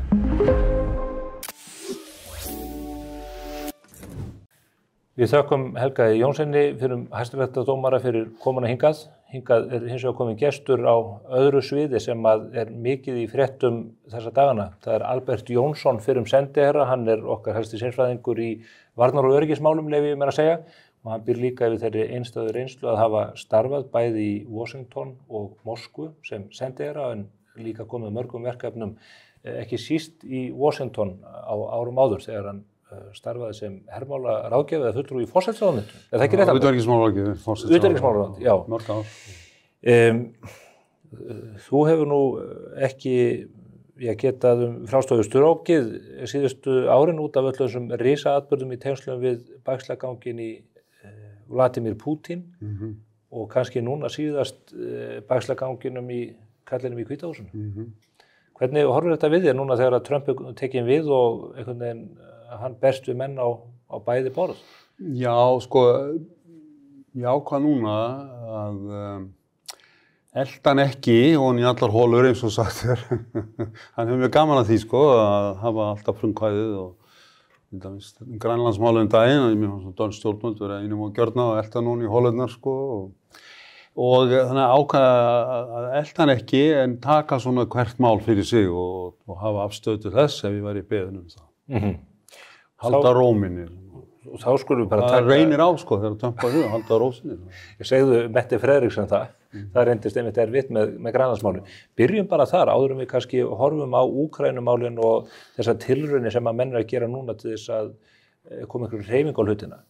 Hann stígur þarna fram á grundvelli reynda fyrirspurna sem að lagður fyrir hann og hann útilokar bara ekkert varðandi Grænland, hann langar bara að kaupa stærstu eyju í heimi. Hvað hann að fara með þessu? Og þetta var í annað sinn, sko. 2019, fyrir að kjörtíðanbyrnu, þá var hann líka slengti fram þessari hugmynd og döðnum til mikilvæg gremju, að sjálfsögðu, eins og nú. Já, sjálfur sem veit maður ekki alveg nákvæmlega hvað hann gengur til, vegna þess að það blasir ekki af hverju þau þurftu að ná stjórn á Grænlandi. Þeir hafa allt sem þeir vilja á Grænlandi og Grænlendingar margoft sagt og það bara blasir við í öllum aðstæðum að ef Bandaríkjamenn vildu fá meira, hernaðaraðstoð, meiri viðskipti eitthvað, þá yrði það auðsótt. Þannig að þeir eru með varnarsamning, Grænlendingarnir, það ekki frá 51? Þeir eru með ekki varnarsamning, það samningur hvernig Bandaríkja her getur notað aðstöðu á Grænlandi. Sínar aðstöðu, já. Og með aðstöðu? Já, þeir eru með stóra herstöðu mjög norðarlega, heitir Pituffik núna á grænlensku, þetta áður Thule. Og þar eru stórar ratsjár sem fylgjast með yfir pólinn vegna þess að til þess að sjá eldflaugar, kjarnorkueldflaugar sem kæmi yfir pólinn ef það væri árás í gangi eða í farin af stað á Bandaríkin. Þannig að þetta er líkil hlutverk Grænlands og snýst auðvitað trúverðuleika fælingarinnar, þau getur sýnt andstæðingur fram að við munum sjá strax og þú gerir eitthvað og munum fylgjast með öllu, þá hefur það áhrif á trúverðuleika stefnunar og heldur þá aftur á andstæðingum, þetta er hugsað svona. En hvað í ósköpunum það að fara? Einhverju hafa nefnt að Danir hafi mjög vanrækt sjálfir yfirráðasvæðið sitt Grænland, þarna mjög fámennt hermanna og vanbúið. Hann að eggja menn til þess að taka meiri þátt á þeim vettvangi eins og hann hefur verið að gera bara almennt í NATO-samstarfi? Já, sko, það var mjög áhugavert 2019 að þá komu hingað til lands 2 áhrifamenn bandarískir. Í febrúar kom utanríkisráðherrann, Pompeo hét hann, utanríkisráðherra Trumps. Og haustið í september kom hvorki meira en minna en Pence varaforseti. Ég veit ekki á hvernig degi sem svona sjálfsögðu hvítir hrafnar koma frá Bandaríkjunum hingað og reynda mjög sjaldgæft sem sérstætt út af við vorum mjög mikilvægir fyrir Bandaríkin í langan tíma. Og það var áhugavert sko að ég fór ég sá að hann væri að koma, Pompeo, fór á netið og það er alltaf svona briefing sko og talar ónefndur háttsettur embættismaður sem þá utanríkisráðherrann við nokkra blað og fréttamenn á símafundi. Og þá kemur í ljós að hann ekki að koma hingað út af Rússum eða eitthvað, hann var fyrst og fremst að koma út af Kínverjum. Bara samkeppninni við Kínverjum. Og svo kemur Pence og þá var tekið enn skýrar til orða þetta. Hann beinlínis varaði íslensk stjórnvöld og Íslendinga við að koma nálægt Huawei fyrirtækinu, mjög stórt eins og þú veist, kínverskt fjarskiptafyrirtæki sem að Vodafone nú reyndar í viðskiptum við Huawei, en hann varaði við þessu og þeir voru að vara við Huawei út allar jarðir. Og svo varaði hann við og beinlínis bað íslensk stjórnvöld að taka ekki þátt í svokallari belt- og braut áætlun, sem er innviða bygginga áætlun Kínverja út bara víða veröldnast. Var einhver hætta á því? Já, það var svona eins og fátt svör, ég meina það hafði borist erindi. En svo kom í ljós að það stæði ekki hugur íslenskra stjórnvalda til þess og engin hagsmunir sem blöstu við sko, en allavega þetta var það tvennt sem hann sagði. Þannig að Grænland er líka partur af þessu, þessari samkeppni sem við Kína og hún er náttúrulega vaxandi milli Kína og Bandaríkjanna. Nýr utanríkisráðherra Bandaríkjanna sagði daginn og alveg réttilega, hann sagði sko saga 21. aldar verður saga samkeppni Bandaríkjanna og Kína.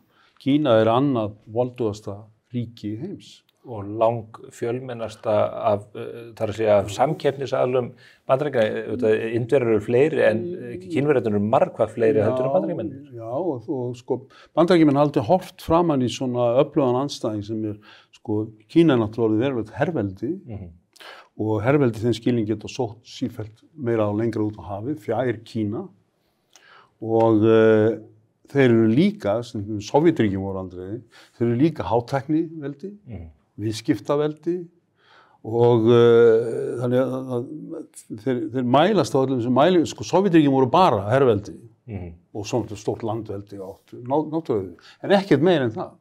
Þannig að Kína langöflugasti andstæðingur sem Bandaríkin hafa nokkuð síðan hort framan í. Ég vil ekki tala andstæðing, sko, keppinaut, en þetta snýst undirtök í alþjóðakerfinu og mun verða dóminerandi þáttur í alþjóðamálum á þessar öld, það alveg rétt. Hann var hér í viðtali hjá mér fyrir skemmstu Eldur Ólafsson, forstjóri Amarok Mineral, sem að vinna gull og fágætismálm úr jörðu á Suður-Grænlandi. Hann segir að Bandaríkjamenn séu stöðustu vandræðum því að þeir geti ekki einu sinni smíðað sko herþoturnar sínar öðru í svona stóla og málma frá Kínverjum. Já, þeir kaupa mikið af þessum rare earth minerals frá Kínverjum, það alveg rétt, en þessir málmar nú víðar reyndar, sko, Úkraínu eitt dæmislega, ekki mikið af þeim þar, en í Grænlandi mikið af þessum málmum. Málið bara það að í Grænlandi skortir eiginlega alla innviði, bara vegi, og þaðan enn meira mæli þaðan af flóknari og stærri og dýrari innviði og grænlendingar hafa farið á fjörurnar við aðila í Bandaríkjunum og varðandi þessa málma og svar þeirra að stúdera svarið bara að þetta ennþá of dýrt. En síðan eru bundna vonir við það með hlýnun jarðar og bránun á norðurslóðum að þá aukist aðgengi að þessum málmum. Þannig að þetta nú væntanlega eftir að breytast og það líka eins og þú segir, eftirspurnin mjög mikil. Hún hefur auðvitað áhrif á hvernig menn horfa á kostnaðinn við að sækja málmana. En þetta ekki alveg að bresta á eins og ég skil það. Þannig að þetta mál með fágætismálmana á Grænlandi, það ekki stóra málið þegar Trump segir ég vil kaupa eyjuna. Já, ég náttúrulega veit ekki hvað var stóra málið í hans huga, en allavega veit ég það að bandarísku aðilar sem málið þyrftu að málið til sín taka, að þeir ekki tilbúinir og þetta eru ástæðurnar og það eru mjög sennilegar, sko. En varðandi Kínverjana, 2019 þá gerist það að, þú varst að tala að Danir hefðu vanrætt Grænland, þá gerist það að menn vakna fyrir það að það eru kínversk fyrirtæki að fara að byggja 2 flugvelli á Grænlandi. Og þá var nú farið í málin í Washington haft sambandi kaupmanna og það endaði með því til ekki langa sögustutta að Danir sögðu við grænlendingarna burt með Kínverjana, við skulum útvega fjármagn í þetta og kínversku fyrirtækin voru látin hætta. Mjög interessant, sko. Og þetta auðvitað það sem við megum búast við í síauknum mæli á norðurslóðum þess að samkeppni Kína og Bandaríkjanna og ef að bráðnunin eykst og við talum ekki um Íshafið opnast og annað, þá koma bara Kínverjarnir inn í okkar heimshluta. Þeir að reyna að helga sér svæði með viðskiptalegum hagsmunum með innviðum. Meðal annars, já. Stórskipahöfn fyrir norðan. Já, eftir kannski svona 50, 60, 70 ár, þetta er svona tímarammi, en ég meina ef að það gerist, og það eru vísindamenn sem segja að það muni gerast á næstu áratugum, að það opnast Íshafið, þá breytist heimurinn. Þá voru komið siglingarleið milli Kyrrahafs og Atlantshafs og við náttúrulega þá í leiðinni. Þannig að þetta mikið framtíðarmúsík að sjálfsögðu. Hvað til að ræða aðeins meira við Kína hérna rétt og eftir, en færum talið að Úkraínu, þar sem að þessar hryllilegu blóðsúthellingar eiga sér stað í austrinu. Og það virtist einhvern veginn engin leið út og þetta, maður sá þetta bara nánast eins og að Rússarnir væru að taka Úkraínu með ostaskera, auðvitað með gríðarlegu mannfalli og tilkostnaði.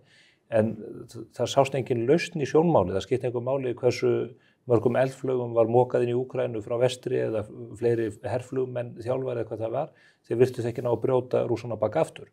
Nú kemur Trump þarna inn og hann reyndar sagði sem hann stóð ekki við að hann myndi stilla til friðar á einum degi, það ætlar að taka lengri tíma, en það verið að hræri í pottunum. Hvernig horfir sú eldamennska við þér? Já, í stuttumáli þá horfir það nú við mig þannig að ég býð ennþá eftir að sjá einhverja friðar áætlun frá Trump-stjórninni og þetta er svo löng saga, má ekki gleyma þetta er aftur 2014 og Vesturlönd hafa brugðist Úkraínu verið að vinna allan þennan tíma. Þegar þeir taka Krímskaga? Já, þeir taka Krímskaga, þeir traðka á öllum alþjóðalögum, öllum normum, trakk á eigin undirskriftum, allar jarðir og viðbrögð Vesturlanda voru vægast sagt bara ömurleg, hryggileg. Barack Obama, hann beindi, hann snýði sér bara í hináttina? Já, hann forseti Bandaríkjanna þá, en ég meina Evrópuríkin gerði ekkert fyrir í júlí þegar að rússar eða leppar rússa í austurhluta Úkraínu skutu niður farþegaþotu. Í henni voru 200 hollendingar, þá fór hollenska stjórnin að stjá og sagði við Evrópuríkin og spyr ekki, við getum ekki beðið með þetta, það verður að gera eitthvað. Og þá var farið að herða á viðskiptaþvingunum. Hvað áttu þeir að gera 2014 ef þú hefðir ráðið för? Þá áttu náttúrulega að taka á málinu og setja allt í gang og láta Úkraínu byrja að vígva úr Úkraínu og styrkja úkraínska herinn og þjálfan og gera allt sem þetta og síðan beita þetta viðskiptaþvingunum mjög ákveðnum hætti. Þetta var svo skýlaus og gróf brot og auðvitað það hefði ekki sést í sögu Evrópu í áratugi, ekki síðar í heimsstyrjöld. En trúðu með því að hann myndi bara láta staðar numið með Krímskagan, að menn myndi segja, þetta bara fórnarkostnaðurinn? Já, svo hefur farið í þessu svokallaða Minsk-samkomulag, það var gert 2015 og það bara hélt ekki og rússarnir virtu það að vettugi þegar á reyndi og svo kemur fram á 2020-2021 og þá eru teiknin komin að það er verið að undirbúa innrás í Úkraínu. Þegar liðsöfnuðurinn hófst í norðri og austri í janúar og febrúar innrásar árinu, trúðirðu því að hann myndi láta til skara skriða? Já, sko, þetta er að byrja þarna sumarið og haustið, 21, og ég og fleiri sögðum, já, hann þarf ekki að gera þetta, vegna þess að hann hefur að hann vill mikil töglahaldir í Úkraínu, en þetta var ekki svona einfalt og sko, þetta snýst frá sjónarhóli Rússa, þetta snýst áhrifasvæðið. Okay. Sphere of influence heitir það á ensku, mjög gamalt fyrirbæri. Og Rússar hafa stundað þetta sko á hundruðu, útþenslustefnu, yfirgang gagnvart nágrönnum. Kunna þann leik? Já, löngu áður en NATO að til og þetta er ekki það að gera í grunninn. En mjög mikilvægt atriði, þegar þú talar áhrifasvæði, er að stjórna því hvert ríkin og áhrifasvæðin geta snúið sér, hvert það geta farið erlendis. Ráða yfir utanríkis og öryggismálastefnu viðkomandi ríkis. Það er áhrifasvæði. Og ein krafa Rússa núna og hefur verið er að NATO aðild Úkraínu verði útilokuð. Sem hefur verið til umræðu í 2 áratugi? Já, en núna náttúrulega með þeim formerkjum að það er stríð í gangi og við að fara að tala vopnahléfana og þá er skilyrði fyrir vopnahlénu að NATO aðild Úkraínu sé útilokuð. Og þetta er náttúrulega klassísk krafa hjá ríki sem er að reyna að koma á eða viðhalda áhrifasvæði. Ef þú ræður ekki yfir því í hvaða bandalega ríkin áhrifasvæðin ganga eða í bandalega yfir höfuð, þá ertu ekki með neitt áhrifasvæði. Og Úkraína, stóra ríki, er svona, og hefur verið djásnið í krúnunni. Og var það í Sovétríkjunum líka. Og þannig að þetta er svona grundvallaratriði í stefnu Rússa og eins og ég segi á sér langa forsögu. Næst þá friður að þessu sinni nema að áhrifasvæði Rússa verði tryggt inn á landamæri Úkraínu? Sko, ég held í fyrsta lagi að ef það verður eitthvað úr þessu, að þá er það vopnahlé. Friðarsamkomulag kallar á að leysa svo mörg erfið mál að ég held að það mun ekki ganga, minnst ekki í fyrstu atriðinu. Meðal annars landsvæði sem búið að taka? Landsvæði, stríðskaðabætur, ásakanir stríðsglæpi, alþjóðadómstóllinn, handtökutilskipanir og það þarf að leysa svo margt. Ef það ætlar að komast að eiginlegu friðarsamkomulagi og svo augljóslega mun aldrei verða samþykkt friðarsamkomulag sem felur í sig að 20% Úkraínu til Rússland eða einhver lýðveldi leppríki Rússa. Þannig að mér finnst miklu líklegra ef einhvað kemur og þá verður það vopnahlé og þá skiptir náttúrulega mjög miklu máli hvernig búið verður hnútana og hvað tekur við og hvernig fullveldi Úkraínu og öryggi verður varið eftir vopnahlé, hvar vopnahlíðan liggur og svo framvís og framvís. En þetta er hægt og menn auðvitað benda á dæmið Kóreu. Þar var sami vopnahlé 1953 sem stendur enn.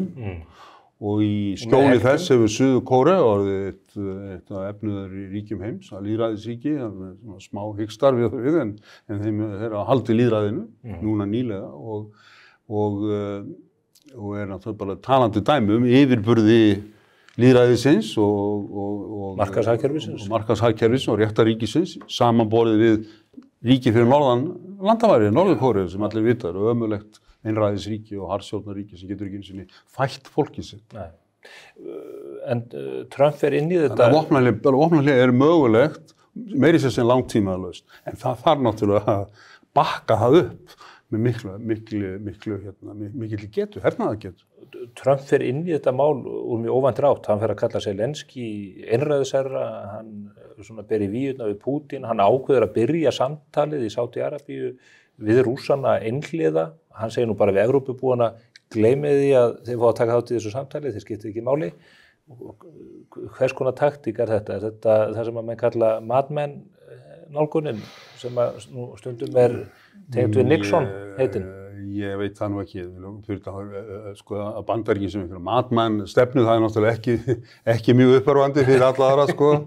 Og hvað er til hvers sem Bandaríkin er mesta herveldi og stórveldi í heimi og okkur þurfa það að láta svona, þurfa þau að láta svona. Nei, ég meina, sko, það sem Trump hefur gert, Trump stjórnin, hann og landóknaráðherrarnir, þeir hafa, sem er alveg furðulegt, þeir hafa gefið eftir stór atriði. Þar á með þess að ég var að tala áðan að áhrifasvæði snýst það að ráða því hvert ríki geta farið. Og þeir eru að gefa eftir aðild til NATO. Þeir hafa kostuð því út og klúið strax. Já, þetta er krafa Rússa, við viljum hlutlaust á Úkraínu. Og annað líka að það verður bara aldrei lengt að ná í þessi 20%. Nú er ekki að segja að það sé raunsætt, og Zelenski sjálfur sagt að við erum ekki hernaðarlega burði núna til þess að taka þessi 20% aftur af Rússum. NATO-málið er mjög erfitt, það er 32 ríki að vera samanlega, þetta vita allir, en þú gefur þetta ekki, skilur, þú segir ekki við mótæðar, já þú bara mátt að hafa þetta, forever, sko. Það er eftirgjöf, og hvað ætlar að fá í staðið, ekki fengið neitt í staðið. Þannig að menn furða sig á þessu, skiljanlega. Og er ekki rétt að það þarf, eins og þú segir, að hafa mikla hernaðargetu til að forða því að Pútín fari, eða hans menn fari bara aftur af stað? Jú, menn eftir einhver ár, þegar það er búið að endurreisa herinn, rússneska herinn eftir hrakvarirnar í Úkraínu, þá kemur svo hættaðu. Og þá þarf að búa þannig hnútan eins og ég sagði að Úkraína geti varið sig. Hverjir geta gert það? Sjálfsögðu þeir einu sem geta það, þeir eru Evrópuríkin og Bandaríkin. Það snýst vopn og þjálfun og upplýsingar og annað þess að. Getur Evrópa gert það án Bandaríkjana? Sko, Evrópa getur náttúrulega gert fullt af hlutum án Bandaríkjana. Evrópuríkin eru auðug og fjölmenn en þetta snýst náttúrulega ekki bara einni nóttu að finna fullt af peningum og kaupa vopn og þjálfa fólk og allt það. Þetta tekur langan tíma. Og annað líka að Evrópuríkin eru með svona tiltölulega lítið svigrúm til að gera stóra hluti í þessum efnum vegna þess að skattahlutfall er nú þegar hátt og þjóðarútgjöld eru þegar hátt hlutfall af ríkisútgjöld af þjóðartekjum. Þannig að svigrúm er ekki mjög mikið til að sækja peninga og setja þá í hervarnir en það er það sem þið þurfa að gera. Mette Frederiksen fyrrnefnd, hún fer á neyðarfund í París og hún kemur tilbaka og segir kaupa vopn og við þurfum að gera það núna, ekki á morgun og þó við fáum ekki bestu vopnin, þá þurfum við að kaupa það núna. Og maður spyr sig, af hverju er taugaveinklunin svona rosalega? Sko, þannig að Evrópuríkin líka vita upp á sig ákveðna skömm í þessum málum, sko. Það er með sérstaklega Danir og fleiri. Það hafa vanrækt þessi mál öll í áratugi. Þjóðverjur í skelfilegri stöðu? Já, þýski hefum verðfram ára, bara talin óstarfhæfur, meira og minna. Þannig að það er líka eftir svona vikvænt mál, sko. En eitt af því sem Trump náði fram á fyrra kjörtímabilinu var að ýta við þessum ríkjum og þau juku verulega framlög til landvarna en hafa samt ekki, þriðjungur er ekki staðið enn við eigin ákvarðanir, sameiginlegar ákvarðanir bandalagsins í því efni. Þeir kveinkuðu sér mjög undan þessu kröfum hans. Já, en hann hafði þetta fram og núna telur hann sig geta náð meiru fram í þessu efni. En það breytir ekki því að ef á að semja eða að binda enda átökin öll heldur í Úkraínu, þá þarf mjög mikinn stuðning frá Vesturlöndum, frá Bandaríkjunum og Evrópuríkjunum. Evrópuríkin gætu tekið þetta sjálf, en það er erfitt mál að það taki ykkur ár. Og það er fullreynt að það verður ekki hægt að hrinda sókn Rússa. Það er engin leið að búa þannig hnútuna að þeir verði bara svældir aftur. Að taka þessi 20% aftur, það væri mjög erfitt. Það er bara eins og Zelenski sjálfur sagt. Þannig að Þannig að það bara staðreind málsins. En rússneski herinn, þú hefur áður sagt að hann sé í mólum eftir þetta sé allt í klessu. Af hverju ekki hægt að hrekja á flótta her sem í mólum? Vegna til dæmis bara til að hrekja her á flótta, það er 3 móti 1 yfirbörðum, í mannskap og græjum. Úkraína hefur staðið sem mjög vel í þessu stríði, en hún bara miklu minna og fámennara ríki heldur en Rússland. Það svo byrjir á þeim staðreyndum. En að hrekja þá í burtu, þetta náttúrulega, þeir náðu mest af þessum 20% í upphafi stríðsins. Gerist hratt. Já. En síðan segja ógæfi liðina fyrir rússneska herinn og hann virkilega, hann í mólum og Úkraínustríðið hefur afhjúpað grundvallar veikleika í rússneska hernum, ekki bara hernum í Úkraínu, og grundvallar veikleikarnir eru augljóslega þjálfun, stjórnun. Breskur hershöfðingi fyrrverandi sagði fyrir að her sem getur ekki farið í það sem kallað samræmdar aðgerðir, combined operations, samspil flughers, landhers, hann ekki nútíma her. Rússarnir hafa aldrei í Úkraínusinu farið í samræmdar aðgerðir, aldrei. Það forsenda þess að brjótast í gegn. Þess vegna eru þeir með það sem kallað þeir nota bara mannskap, Það bara sótt fram mannhaf. Já, ekki mannhaf á það nú ekki lengur, en það ekki sem sagt bryndrekar og skriðdrekar í samvinnu við flugher og þyrlur og svo framvegis. Ef Rússarnir hefðu ekki kjarnorkuvopn, og þetta merkir að Úkraínumennir hafi gefið kjarnorkuvopnin eftir 95 ef þeir hefðu ekki kjarnorkuvopnin, væru Evrópuþjóðirnar og Bandaríkjamenn farnir á eftir þeim? Rússanum? Já. Nei, ég held ég ekki. Myndu ekki gera? Nei.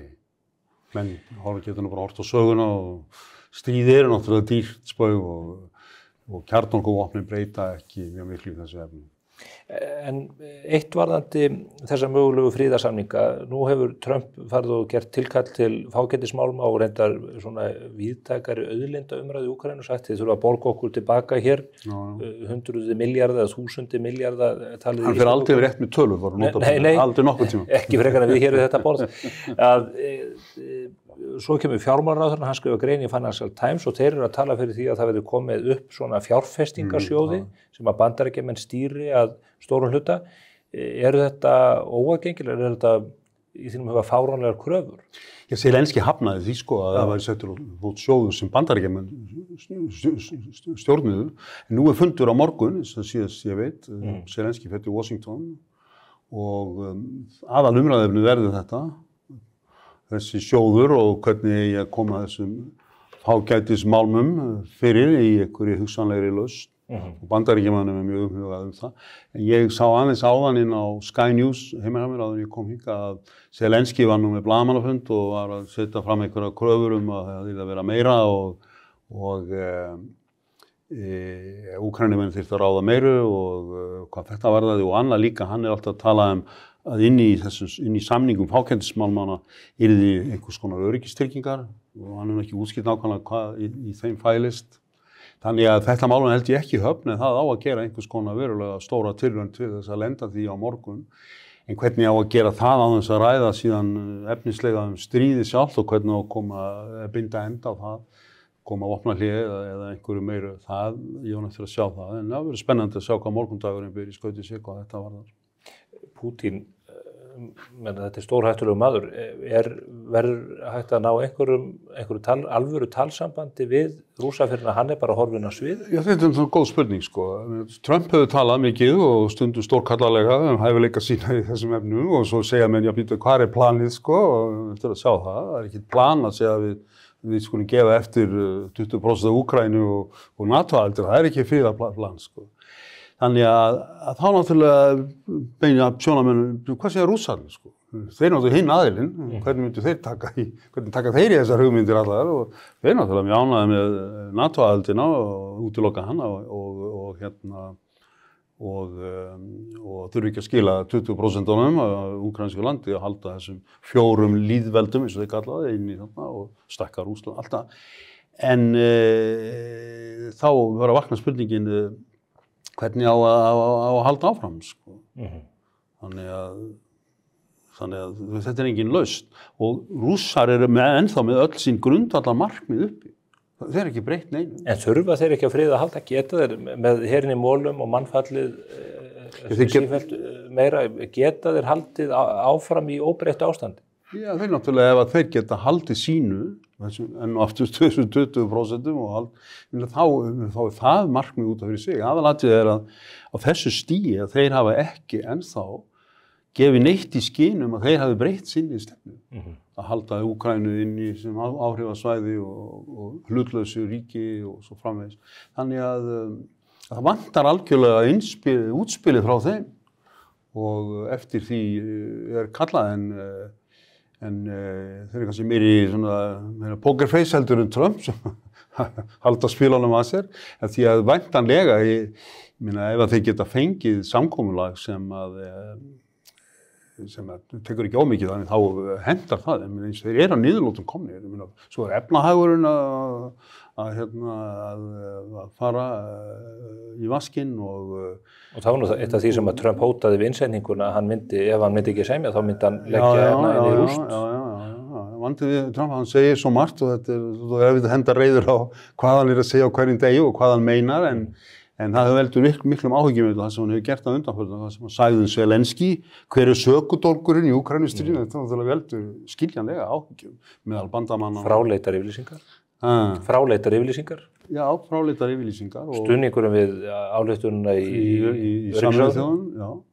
Þetta er náttúrulega bara hvernig þetta er í hag Bandaríkjanna, ég skil það ekki alveg. Hvaða hagsmunir þeir sem kalla á þetta.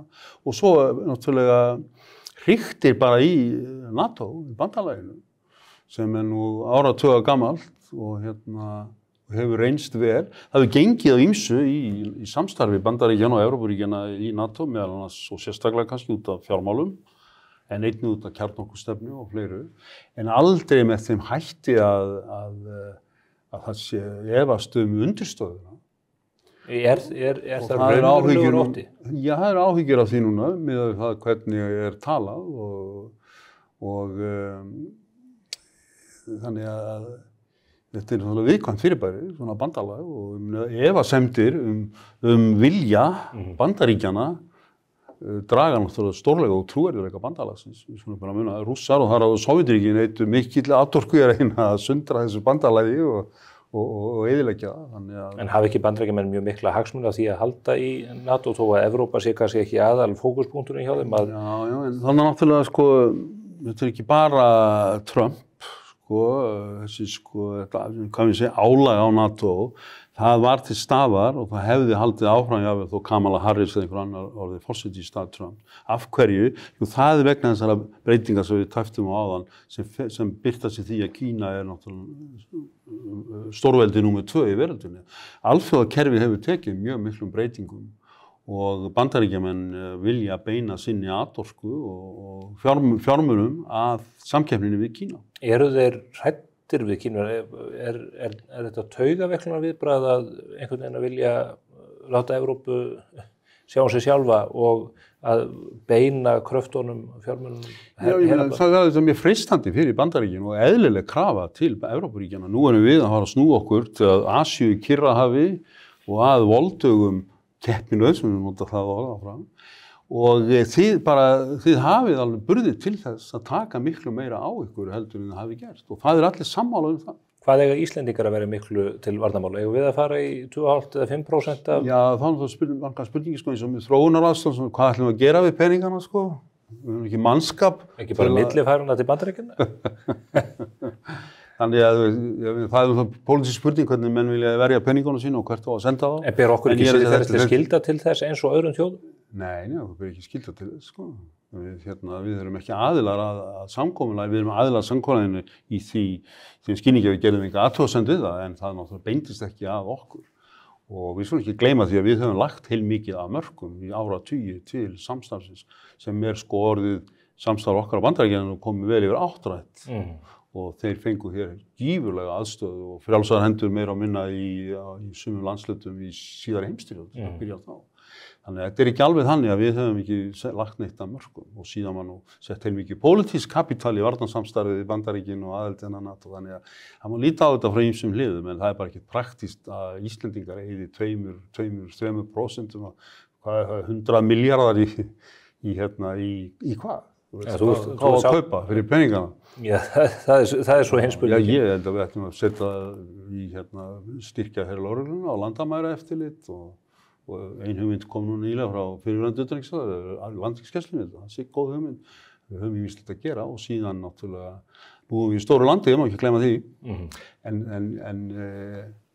En Ísland náttúrulega skiptir heilmiklu máli fyrir Bandaríkjunum. Við erum að tala NATO, það er ríkt í NATO og annað, að það má mikið ganga á í samskiptum Bandaríkjana og Evrópuríkjana í NATO til þess að það færi að veikja samskipti okkar eða áhuga Bandaríkjana á okkur. Við erum nátengd öryggi Bandaríkjana til þess. Þeir þurfa á þessari eigi að halda sem að... Já, þetta er náttúrulega tengist norðurslóðum og kjarnorkujafnvæginu og fælingarstefninu í Evrópu og skiptir máli. Það breyst auðvitað því að Sovétríkin hrundu og Rússland er ekki arftaki Sovétríkjanna og langt í frá en hagsmunir eru ennþá til staðar og við sjáum það bara á framkvæmdum hér og áhuga Bandaríkjamanna. En önnur spurning hvað við myndum vilja, en ég vil nú ekki fara langt niður í svona ef-götu, Ef og hefði. Rétt í lokin staðan á Gazasvæðinu, það er vopnahlé þar sem að heldur, það er tæft, miklu kannski tæpar heldur og fólk átt að sjá af umfjöllunum að dæma hér heima. Trump vill nú ryðja Gazaströndina og losa þetta fólk til annarra landa. Ísraelarnir þeir útiloka tveggja ríkja lausn eftir 7. október 2023? Já, Ísraelarnir útiloka tveggja ríkja lausn við núverandi aðstæður. Hverjar eru þær? Það er ekki verið kosið í Palestínu núna í meira en 20 ár og Palestín er enn sundruð í Gaza annars vegar og Vesturbakkan hins vegar. Og Ísraelsmenn skilja að segja, við hvernig eigum við að tala hérna? Hvernig eiga þessir aðilar að tryggja okkar öryggi vegna þess að tveggja ríkja lausn snýst það að ná samkomulagi um landamærin og 1967 eftir 6. stríðið var samið það í prinsipinu að það væri hægt og hitt snýst það hvernig tryggja menn öryggi Ísraels. Og það náttúrulega eitthvað stjórnvald hinum megin sem að Ísraelsmenn vilja semja við og treysta. Heldur hryðjuverkamönnum í skefjum? Já, þetta er bara eitt svona nærtækt vandamál sem alveg óháð því hvað mönnum finnst á öðru leyti. Og bara þeir sem hafa komið í þennan heimsluta og sé hvað Ísrael er pínu lítið land, þeir verða náttúrulega að horfast í augu við það er bara eins og hverjum staðreynd. Þannig að ég held að Ísraelsmenn útilóki ekki tveggja ríkja lausn ef að þessi skilyrði eru uppfyllt og ef það er stjórnvald í Palestínu sem þeir treysta og nágrannar sem þeir treysta. Þannig að það er náttúrulega bara svo langur vegur að þetta verði. Heldur að Trump meini eitthvað með þessum þjóðflutningum? Ég veit ekki hvað Trump meinar, það er meira minna búið að hafna þessari hugmynd. En bara enn og aftur, ég er ekki að réttlæta neitt sérstaklega hegðan Ísraelsmanna og ég hef sagt það í viðtölum og víðar að þeir hafa svo mikla hernaðarlega yfirburði á þessu svæði þrátt fyrir allt og að þeir fóru offari í þessu Gazastríði að mínu mati. En það breytir ekki þessum staðreyndum sem ég var að lýsa og að þeir þurfa þetta öryggistryggingar og þær þurfa að koma frá aðilum sem geta staðið við þar. Þeir ætla ekki að láta 7. október endurtaka? Nei, en svo við líka, forsendur mjög mikið breyst. Hezbollah eru meira minna horfnir í Líbanon, Hamas samtökin greinilega í mjög veikri stöðu. Araparíkin er ekki spennt fyrir Hamas samtökunum eða Hezbollah. Íran er lykilaðili, bakhjarl þessara Hezbollah og Hamas var Íran og núna er Íran í mjög veikri stöðu sem að veikist stöðugt að manni sýnist, mjög veikir innanlands. Gæti klerkaveldið reiða til vals? Það er alveg hugsanlegt, já. Alveg hugsanlegt. Guð láti gott að vita. Albert Jónsson, þakka kærlega fyrir komin á þessa ágættu yfirferð. Þetta eru sístæð viðfangsefni og örugglega ekki síðasta orðið á milli okkar þessi mál sem hér hafa verið sögð. Okay. Takk. Það var ekki meira af vettvangi spursmála þennan föstudaginn. Við verðum hér að viku liðinni, þá verðum við komið í ljós hver verður nýr formaður Sjálfstæðisflokksins næstu árin og við munum fara yfir það hér með góðu fólki og hvetja ykkur til þess að fylgjast með því. En fram að því er það sjálfsögðu mbl.is og Morgunblaðið sem kemur glóðheitinum lúguna í fyrramálið og svo strax aftur á mánudagsmorgun.